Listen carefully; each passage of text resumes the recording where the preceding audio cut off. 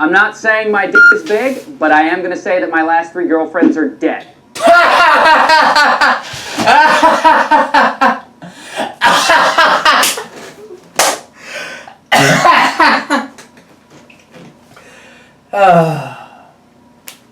YouTube really sucks nowadays. I don't know. The past couple of years, it just feels like everything's gone downhill. Nothing can really match the really good jokes, great timing, and just lovableness of past YouTubers, and 2018 just really isn't a good time for YouTube. I'd say so. 2018, this year, 2018, isn't that good. Wait. Oh shit! Fuck, I've got a list to do. Oh, Jesus, fuck.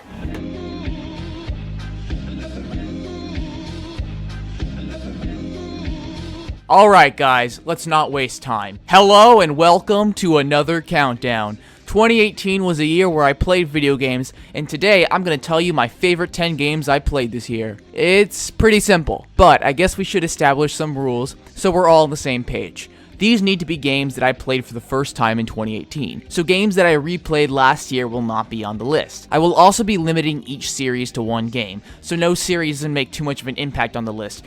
Other than that, let's go.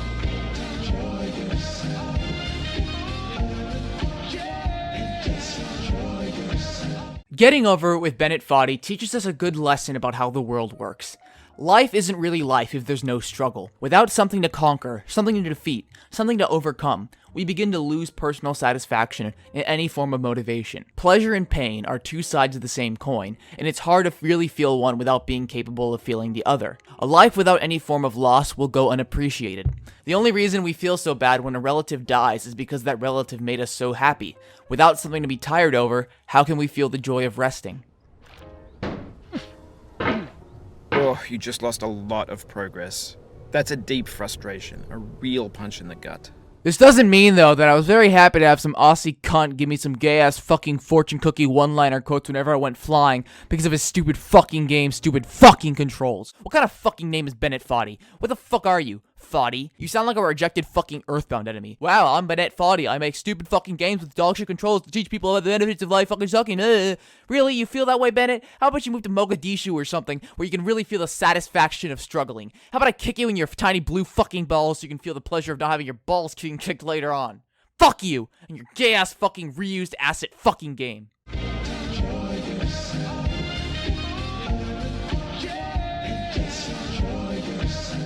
Earlier on in 2018, I was browsing Amazon, looking for something to buy with some leftover Christmas money. As I perused the web, I began to turn to the Nintendo Selects collection. You see, Nintendo doesn't like giving their games price drops. While many developers will slash a game's price after a few years, Nintendo barely brings the price of its games down. Why, you ask?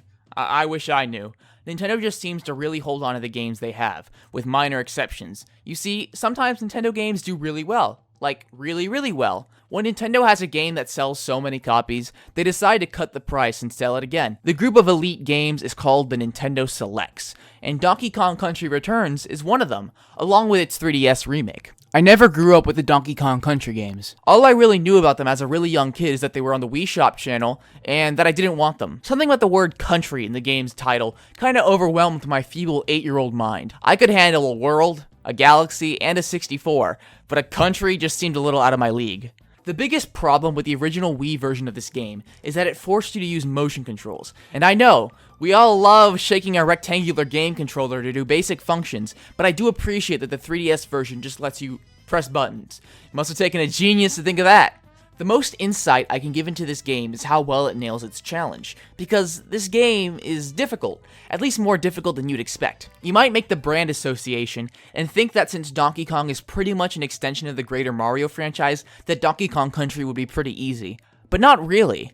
Later on in the game, there are a lot of really nice challenging levels that put you to the test, with decent checkpoints too. Donkey Kong as a character has a nice weight and feel to him as well.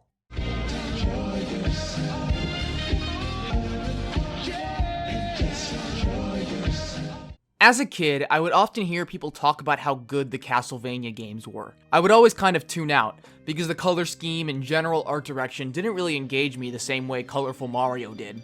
But Castlevania would stay in the back of my head as I continued to play games into my teenage years.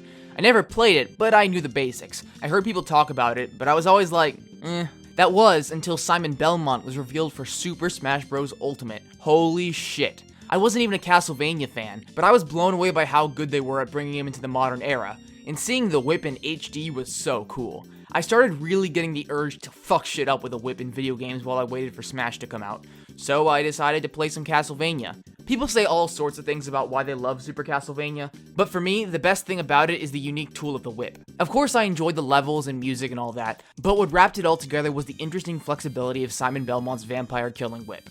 You can move it in 8 directions, you can let it go limp and shake it around like a freak, you can grapple onto stuff with it, you can use it in the air. I don't know, but the whip gave me a sort of satisfaction that I'd been longing for a while, and I just really want to thwack things. Take that in whichever way you'd like.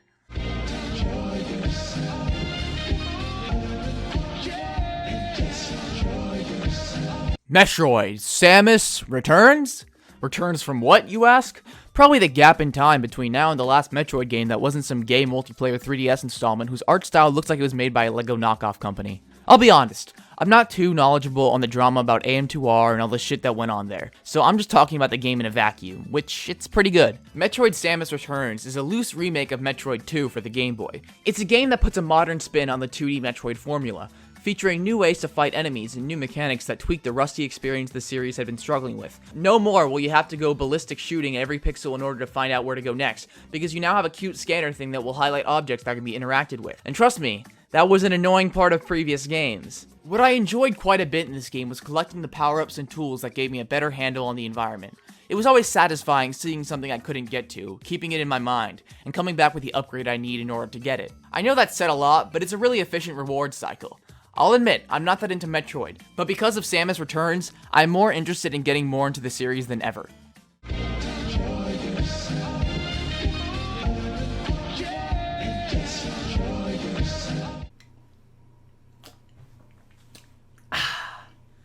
Doom. Now, that was the number 6 game I played in 2018. I went into Doom expecting a video game that I'd play, enjoy a bit, and just discard after that and go on with my life. Oh man, was I wrong. I love Doom way more than I ever expected to. Sometimes I get so caught up in trying to figure out how realistic character behavior is, or how realistic the superpowers and media are, and I kind of forget that it doesn't really matter. Because although a well-pieced together story is a good thing, you can also make a game that takes place in Mars, but then you go to Hell, and then back to Mars, and then Hell again in order to kill demons and stuff. From the moment I first picked up the game, I was impressed. Shooter games will often start feeling oppressive, especially when they're multiplayer. I can only watch my retarded team die in the top corner while slowly walking back to the fight so many times. So when I turn that off and switch to Doom, it's night and day in the best way possible. Besides the fact that I'm stronger and the enemies are weaker and all that, just the movement in Doom feels great. You run fast, you do everything fast. I 100%ed this game on my first run, because I didn't care when I had to do stuff again. It's also streamlined and well paced. I loved it. And I hear people say that this game isn't that good and it barely stands up to the original version. If that's the case, then damn, I better check this out.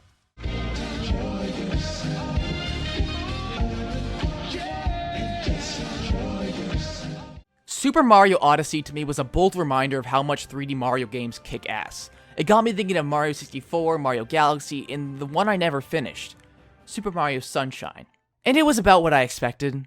Nintendo GameCube games are famous for having a habit of really pushing what new things their fans won't lynch them over, and even with Mario, Nintendo made no exceptions. Mario's Time and Vacation pretty much revamped his old moveset and rebuilt it around this cool backpack he has that squirts water. The backpack gives him a whole host of new abilities, like being able to struggle with your controller trying to aim your water at some plant because it kills the plant for some reason. He doesn't really control in the same way that he does in 64 or Odyssey, and at first, this was something I didn't adjust to very well. But as I played and played and played, I began to know how to improve with my FLUDD, and before I knew it, I still prefer the other game's physics. Just personal, I guess. The one real gripe I had with this game is how annoying it is to swim. For a game with so much water, getting out of it is really cumbersome. I'm not sure though if that's a controversial opinion or if there's even a lot of debate over the best Mario water physics, but for me it's worth saying. There are also a lot of really poorly implemented shines that are just painful to get. I'm not gonna bother 100%ing this game. But this game obviously isn't all that bad. In fact, it's fantastic. Although for me it made some overall not worthwhile changes from what 64 had, it's still 3D exploration Mario, and we're talking about the cream of the crop of good level design. It was also one of the first Mario games to include fully animated cutscenes, and for the time that was a big deal. But overall, after playing it, I enjoyed myself quite a bit, but I think I'm still more of a 64 kind of person.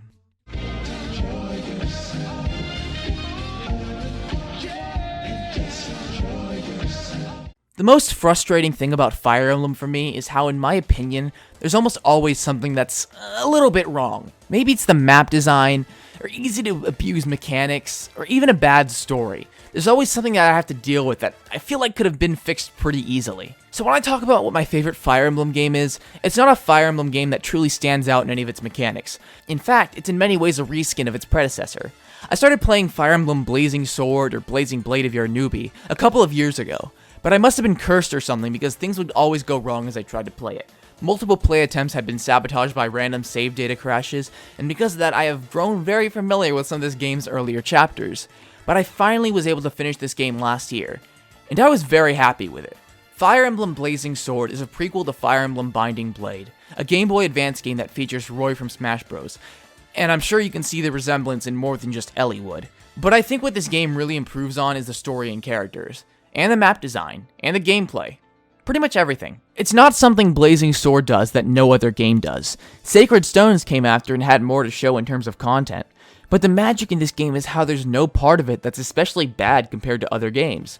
They definitely took advantage of the chance to make a prequel, with several younger versions of characters from the previous game, and improved context in the greater story between the games. I know I'm talking about some weird shit for a nearly 20-year-old game, but that's the one really unique thing I can think of. Otherwise, it's just a really good Fire Emblem game. A very fun strategy game with a likable anime fantasy setting. If I was making this video a few years ago, I would have implored all the Fire Emblem fans to give this game a try. But I feel like that's happened. It seems like a lot of newer fans have gone over permadeath related anxiety and decided to try this game out, and they all loved it. I've seen more love for characters like Lyn and Hector, and that's some good shit.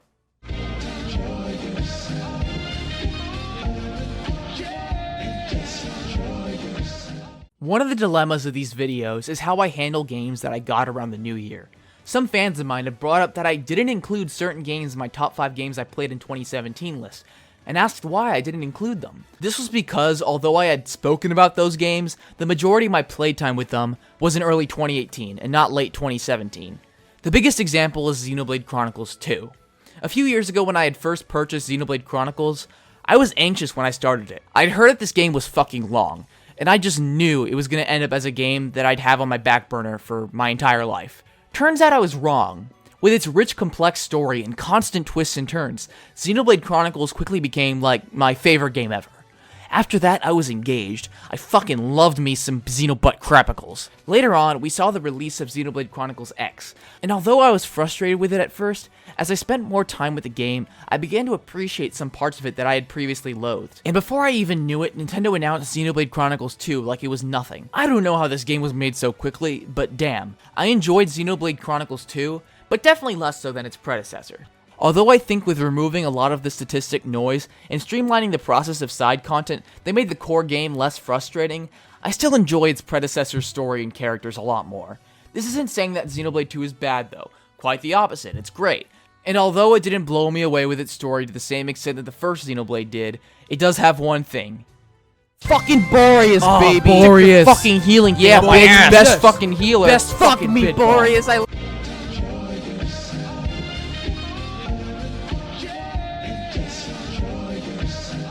I never actually finished my official review of Super Smash Bros. Ultimate. As I wrote and wrote and wrote, I found myself conflicted at the lack of really interesting things I have to say about the game. Because what can I really say? For the most part, it's like Nintendo watched my videos and took my advice. They introduced more legal stage modifications, brought everyone back, made a story mode, brought back the fun of unlocking characters, and although it was really fucking ominous, they even brought back directional air dodging. The only real complaint I had about this game at launch was that it dropped a lot of its side content for the spirits gimmick, which really wasn't worth it. At all. I'd much rather have 300 trophies over 1,000 or more spirits. But they have recently brought back the previously dropped Stage Creator, and I can at least hope that we'll be seeing the Stadium mode again. The newcomers were pretty good, and so far the DLC has been excellent. Smash Ultimate is becoming more and more of the, ultimate Smash Bros. Experience, and that makes me happy. So yeah, they brought everything back except a few things, and those few things have a very good chance of coming back. More than anything else, I'm just worried what the inevitable 6th Smash game will have to do.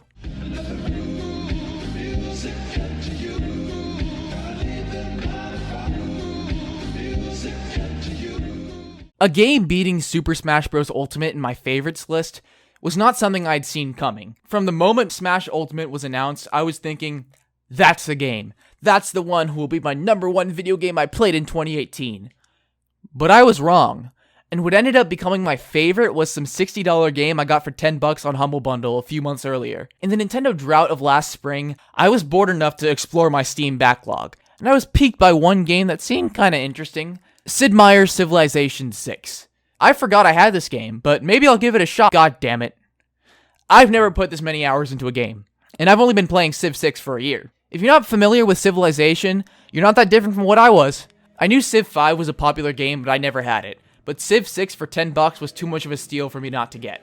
The basic idea of Civilization is that you are one of Earth's greatest leaders, and you have to compete with a handful of other great leaders to be the best civilization in the world, either through domination, diplomacy, scientific advancement, or cultural influence. It's a game where you can play as Gandhi and then team up with Gilgamesh from the fan-favorite ancient epic poem The Epic of Gilgamesh to declare war on Cleopatra. Civ 6 is a pretty controversial installment though. It drastically changed the previous game's art style and tinkered with pretty much every mechanic. It also dropped a whole bunch of mechanics when compared to its predecessor with both expansions, but as Civ 6 has gotten its own expansions, a lot of that has come back. But I didn't really have to adjust to that.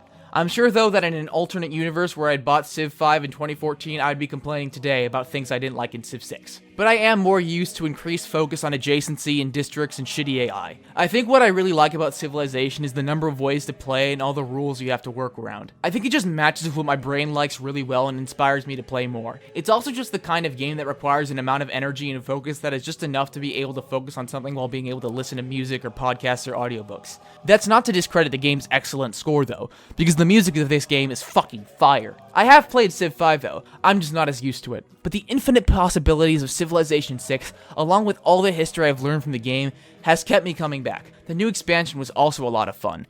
So that was my top 10 games I played in 2018, released 5 months into the year. Sorry.